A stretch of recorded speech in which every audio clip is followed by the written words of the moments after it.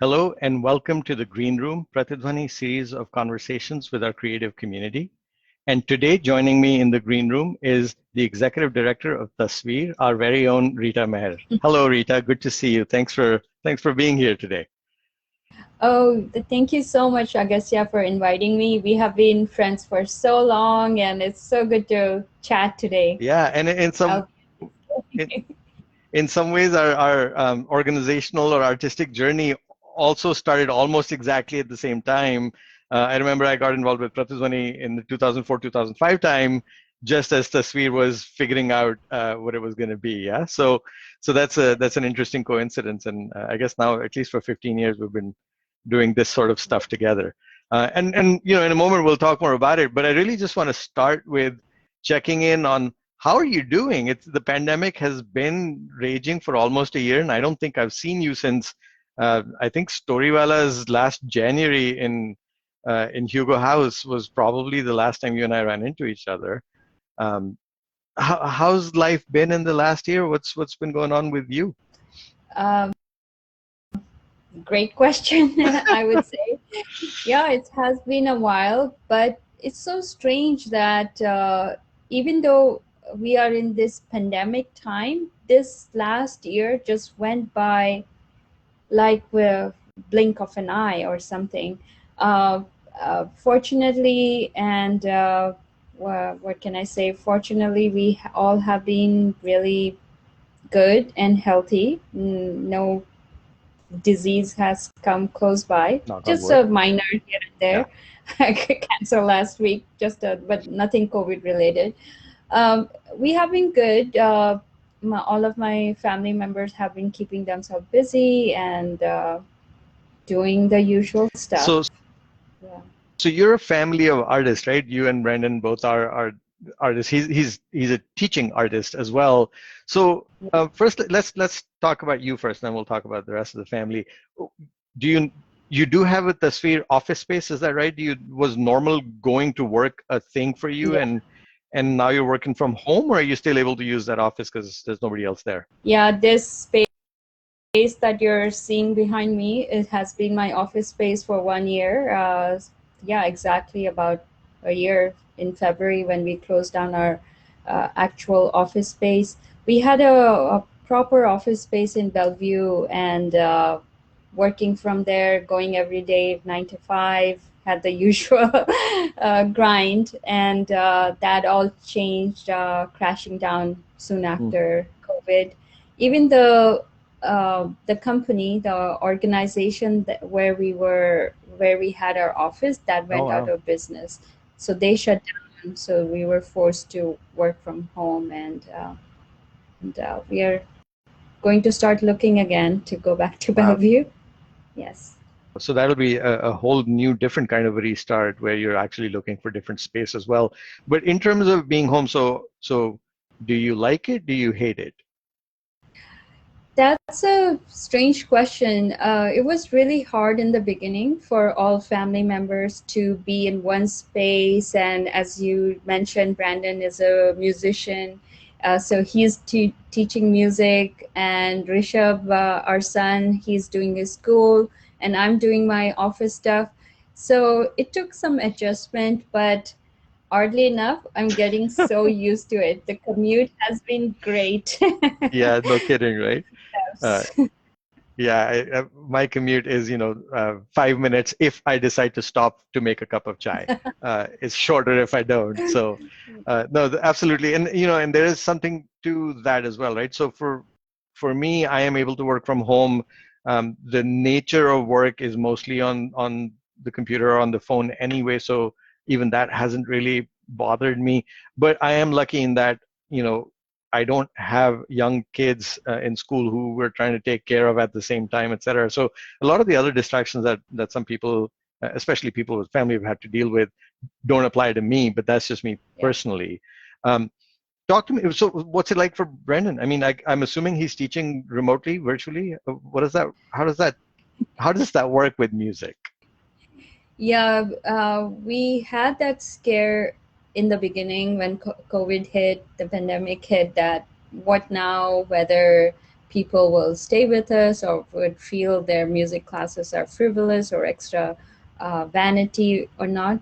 But luckily, no one dropped out. He haven't had a single dropout so far, and he has been teaching all his classes over the phone.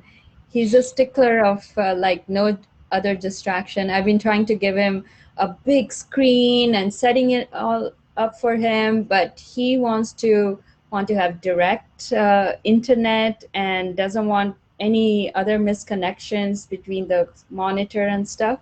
So he's been teaching on his, believe it or not, on his Wow. small iPhone and looking into it for hours and hours, like how the students are playing on their instrument and stuff. So I'm just blown away with his dedication.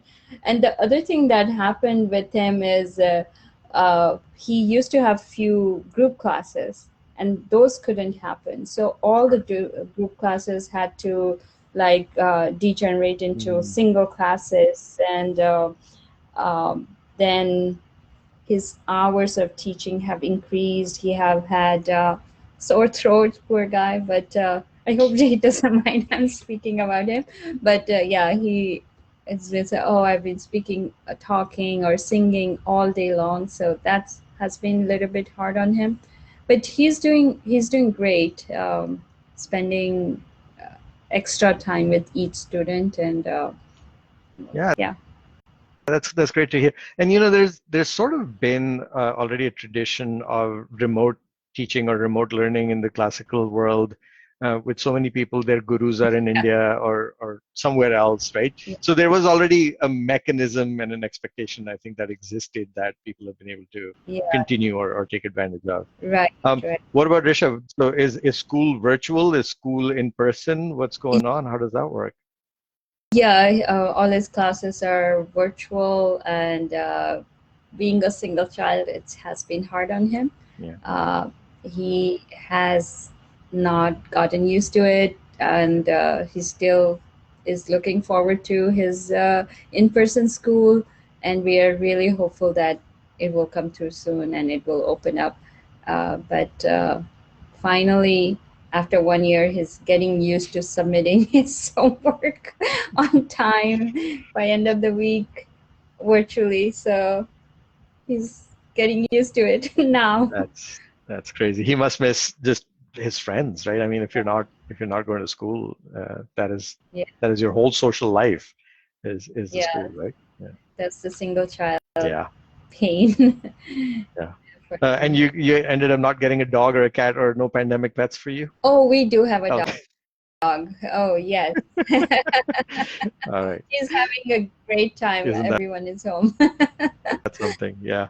Yeah. Whenever when the world opens up and we all go to work, all our pets are going to be like, where did you go? They're going to have a massive anxiety attack, Yeah. right? Um, Well, good. All challenges notwithstanding, I'm glad to hear that everyone's well and healthy and professionally able to keep moving forward. So let's talk about that professional part. Yes. So Tasveer, Mhm. um, so for a lot of us on the Pratidhwani side as well are very familiar with what Tasveer is and does. But for anybody watching who isn't familiar with the organization, give us the elevator spiel real quick. Sure, I'll try to be brief.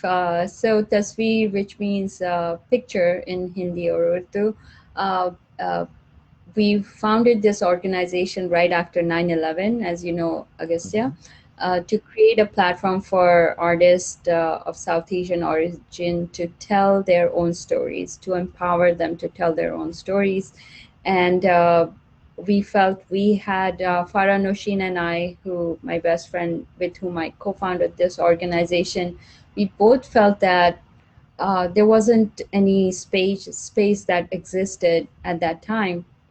So we felt, why don't we create it ourselves? And we, sure enough, in March of 2002, we gathered up some friends, and we founded it unofficially and started showing films on important topics, be it Muslim women's perspective, my best friend Farah, who is a Muslim woman, she had made her own documentary. I had at that time, post 9/11, had my own incident of hate crime that I made a film on, and I wanted to show that film and wanted to engage my friends and community members on that topic. So we showed those films, and we started bringing more and more films on different social justice topics to throw light on. And that really, we had a great response, and that led us to create a formal organization, Tasveer. And in 2004, we felt, why don't we create a festival? Because seeing the good response. And after that, after we created the festival, we felt, oh, there are not enough women's stories in there. So why don't we create a festival around women where women are the main focus and they are telling their stories? So we created Aina in 2007. And you might be familiar with, of course, Yoni Ki Baat, where we do the South Asian adaptation of the vagina monologues, and we do community speaks, and we do a few other programs through that. Uh, that we have been doing for 16 years. And we have also added the literature festivals, TSAL, and we are also starting to put more focus and effort on making the newer generation, younger generation, the storytellers, empowering them to tell their stories. So we are doing Tasveer Youth Collective. So there are quite a few programs we have been running for Yeah, that's 16 incredible. years. And what a journey it's been, right? Just from being filmmakers yourselves and showing your work to essentially becoming the premier South Asian film organization in town with a regular, a result card that speaks for itself. Just um, perfect regularity or a cadence at which these festivals like clockwork show up, and then you're able to build a following and a community around that. Yeah. So congratulations on all of what the Tasveer has been able to achieve in the last 15, 16 years. And then 2020 hit, right? So now Yeah. I think the Lit Fest was the first one. Was it last year or was it 2 years ago? 2019. 2019 was Yeah. the first one. So what, obviously things had to pivot, and I'm assuming you guys did too. What was that process like for you? What did you decide? I know there were some film festivals that you did a national partnership with. So tell us a little bit what 2020 was like for Tasveer. Yeah, that's a very good question. When you said that the regularity, the regular cadence of it, one thing I would like to say to our audience member is, one thing that we work off in this Tasveer organization is to keep it going. It's like climbing a mountain. And no matter what comes in front of you, you just take the next step, the next year, just the next event, just keep going. So, with that in mind, why should we stop in 2020, right? When the pandemic hit, and it was something where we could actually support our community, bring them together, and really be there, show them that we are here for you. Why should we go away and retreat back and not show up when we are needed? So, having said that, I work with a lot of organization nationally, and I love to talk to them and provide my mentorship to them. And they're younger in years; so they came after a few years after we have been around. So I always make sure that other organizations are also moving forward and not stopping on their way. So when I reached out, they were all thinking not to do the festival. So I said, no, no, no, don't stop. This is the time we should do the festival. Let's figure it out one way or the other. There's so many platforms, so many ways we can do it. So we actually took the initiative. We called each and every South Asian film festival we knew in the North America part. Why North America? Because we wanted to stay in the same time zone. It becomes a big headache when you start going other GMT lines, past those lines. So we called about 14 to 15 of them, and about seven festivals. They said yes, we want to do this festival together, and we did all the organization and all the system that we have been using, our organization method and processes that we have been using. We put that into work. We put in some financial resources and stuff, and our staff, and led the festival. So it was called Coalition of South Asian Film Festivals. And every year, where we get about 4 to 5,000 viewers in person, we got about 45,000 views and visitors coming to our festival Wow. over 2 weeks or 2.5 weeks. So it was a great project, and we felt so proud of it to come together and work on some amazing project So let like me ask that. you this: when the world does open back up and we are able to do these festivals or whatever other programs in person, I mean, the fact that you were able to get 10 times as much viewership by doing this Mhm. online and doing it remotely, are there any elements of this, any aspects of this that you feel like you need to keep? Like, what does that look like? What do you think? Yeah, I think things are, it's like when you stretch a rubber band or stretch something and then it comes back, it doesn't really come back to its like exact same Mm, shape. So I would say that there will be definitely some impact of it. There will some positives that will stay back. And this hybrid thing, this virtual thing, has opened up so many possibilities and have forced us to think out of the box. mm, And the connections we have made globally, the friends we have made. Somebody is joining from Dubai in our like this community speaks that we are working on. People are joining from Dubai, Toronto, Montreal, uh, South America, or you name it. People are coming from all over the world, and it's just so exciting to have people from all over. And the world feels small in a sense that we are all so connected. We feel so connected, and yeah, yeah, it will definitely stay. Yeah. What do yeah, you think? go ahead. No, what do you think? I just want to No, hear. I think so. I was at a friend's wedding this summer, one of the few happy occasions that we all got to celebrate, and very small, out in the park. The officiant actually joined the Zoom call from his own phone and put the phone in his pocket so everyone could hear him loud and clear online. Um, and I was talking to my wife. I'm like, had we tried, we also had a very small wedding when we got married, and I was like, if we had tried to say, all right, everybody join on Zoom and you can watch or participate in the ceremony, I don't know how many takers there would have been. We would have felt weird having a camera in the ceremony.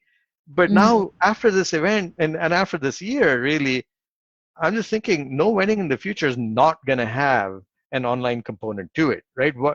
Why make everybody fly? And when you know everyone wants to keep the ceremony, not everyone, but so many people want to keep the ceremony small, and they have constraints on the number of people that they can have.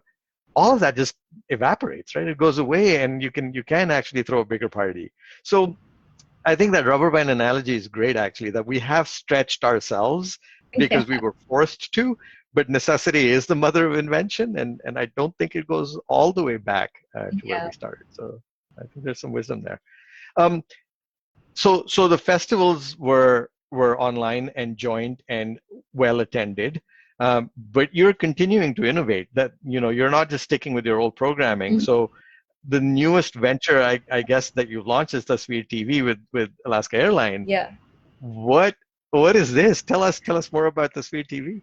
So the just to clarify, Tasveer TV and Alaska Airlines are a little bit different. So Tasveer TV, we have been thinking for years now, and it has been our dream to launch something where we could support filmmakers to distribute their films, and people can come and watch these films made by and about South Asian filmmakers.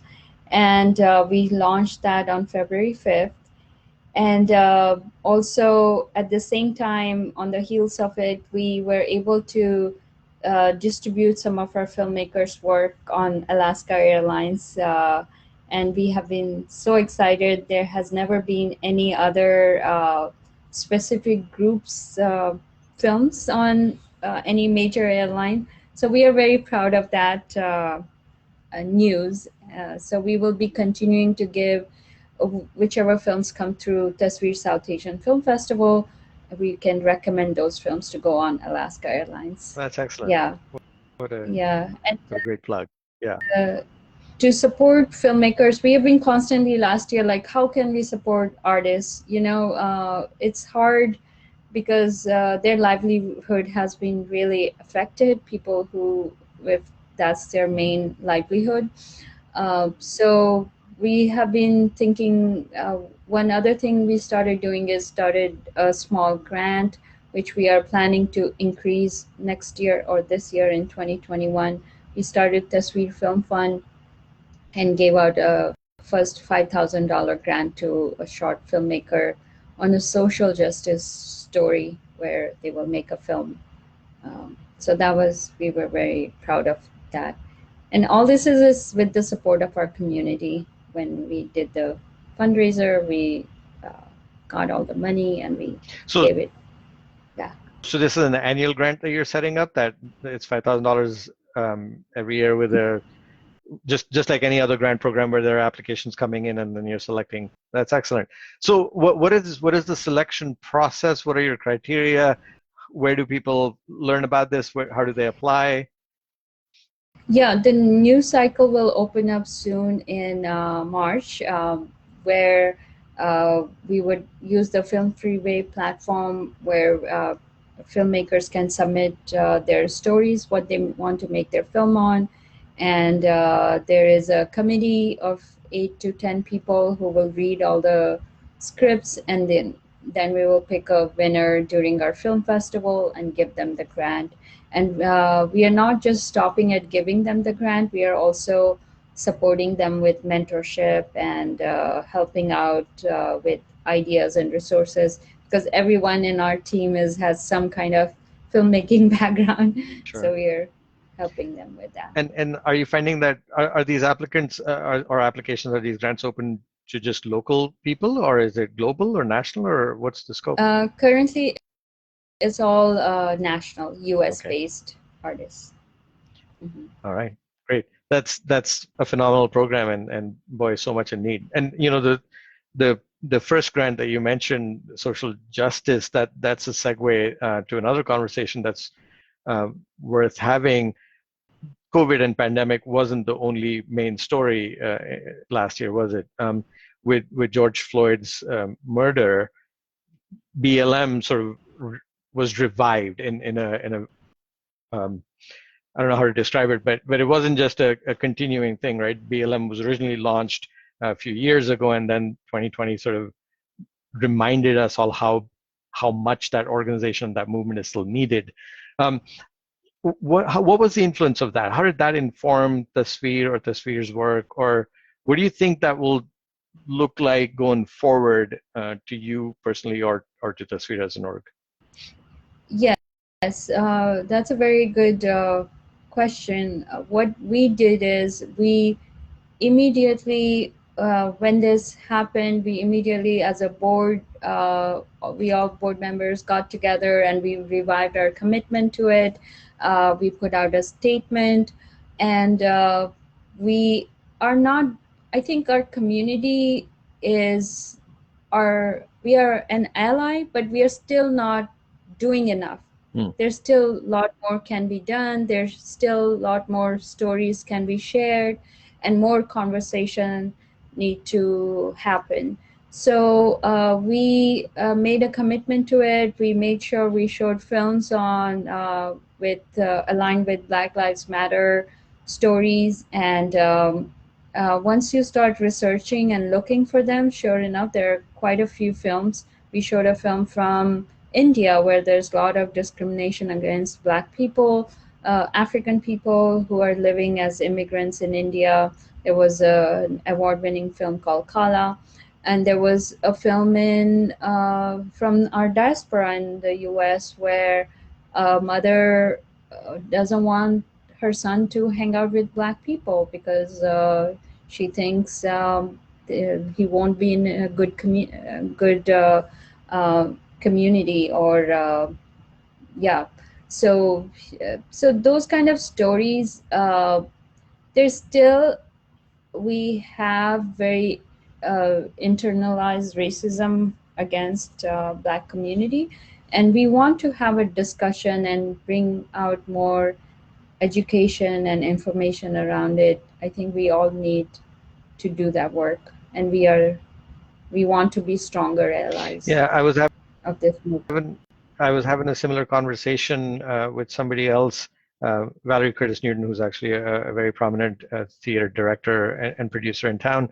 And we were talking about the role of South Asian community in this larger picture. And she said to me that anybody who's working at dismantling white supremacy is an ally and is working towards the same goal, and is a participant essentially in the Black Lives Matters movement. But there is a difference between the community where the movement started and the rest of us who are people of color, right? The global majority, but we're not black and we're not indigenous. We are the POC in the BIPOC, right? The slavery where this whole discrimination started, or the oppression, and the genocide for the indigenous people, those are two different categories than any other struggles that other people of color have faced. Where do you find yourself on that, in that conversation of what is the role of South Asians? Are we also victims, or are we simply allies to the black community? I would say we are, I wouldn't call ourselves victims of it. Uh, we were having this conversation, Agastya, when we were before this show started. Like, where do we place ourselves? I would say we need to wait and not try to share the limelight of this movement, this grand movement that's happening. We need to call ourselves allies of this movement. Yes, we there is a lot of at the same time, yes, we could be called victims. There was, like, for example, the death, the hate crimes that happens against our community. We cannot deny those facts, but we we are still, what the black community went through is, we have to be respectful of that history. We have to read up on that history, and we still continue our fight, but as an ally. As I was saying, we have to march with them in this revolutionary march, but we have to put them in front, and we have to stand back and support them. And I think with that, it will help all of our communities. It's not going to put us down or something. Some may think that way, but it won't. It would. We just have to be respectful of the history of the slavery, the pain this community has gone through, and not try to talk about our pain at the same time. There's a space and time for that. Yeah. Yeah, and I think where the be it underrepresentation in arts, or be it the hate crimes against the Indian or South Asian community at large that you mentioned, in those ways, um, we are no different in that we are also victims of a white supremacy culture, um, that this country definitely has to address, right? All of us included. But at the same time, like you said, it isn't about putting us in front of anybody else and trying to fix our problems at the cost of any other problem or any other community struggles that Yeah. also need to be addressed, and perhaps need to be addressed first. Yeah. So yeah, it's ongoing work. I'm glad to hear your thoughts on it. I don't think we are anywhere near a solution yet, but I do Yeah. want to ask you, what does the future look like? And in any context, it's an open-ended question. What does the future look like after COVID? What does the future look like with the social justice movement that is ongoing? What does the future look like for Tasveer? What's next, Rita? Yeah. Uh, uh, Again, what's next for Tasveer? My goal is to continue to do the work rather than really uh, look at that big goal out there. So, what is happening right now? How do we support the community? What is that we can do that goes with the time that's at this time, what's needed for the community? That's how I think and how I tackle or organize my team to work around that. So, whatever there's a need, I work on that. Uh, my personal goal is never to make Tasveer, let's become this big organization or this shiny star in the sky or this or that. Anything that's happening is what we are trying to solve at that moment. If it's a film fund, if there's a distribution thing that we are trying to solve that thing for that moment that's not available right there for our artists and for our community. So I do feel the creative economy is really important and we need to strengthen that. We also want to teach our South Asian community that how important arts is. Don't give up on us or give up on teaching your kids arts. So those kind of things. I know it's a medley of all my thoughts, but I try to live in the moment. I guess yeah. Yeah. No, Capital, capital. yeah, that's exactly right. So no, that's a great response too, right? Because the thing is, you are so correct. We do run into people who are like, oh, I support arts all the time, but really the need of the moment is to support the artists, right? I mean, just supporting the arts is perhaps not enough in this moment where the need is greater, and especially performing artists, and it's a little bit different perhaps for filmmakers, maybe not, but for performing artists, it's the first industry that shut down. It'll probably be the last one to open up, and if there are no artists still around committed to their art, Yeah, it won't matter how much people support the arts. There will be none without the artists. yeah. um, well, this has been lovely. Thank you for spending time with us and sharing your views. And here's to getting together in person soon together, and maybe we'll do another round of Storywellas one of these days, which is one of my favorite co-productions that we have between Tasveer and Pratidhwani. Yeah, So, thank you, um, Agastya, so much for having me in your talk and this tagline you have behind you, creating opportunities for artists since 2003. So thank you so much for doing this and not giving up on artists and supporting arts is hey, right wonderful, back at you. wonderful. Right back at you. Wonderful. So, Thank you so much. Hey, why don't you plug Tasveer's website real quick? And if there's a donate button there, I think we should let people know. sure. If you go to tasveer.org, tasveer.org, the donate button is right up there on top. Please donate and support us, and all that would support good storytelling and artists. So please. There it is. All right. Thank you, everyone, for joining us. Thank you, Rita, once again for your time. We will see you soon. Take care. Yes. Thank you, Bye bye. Agastya. Bye.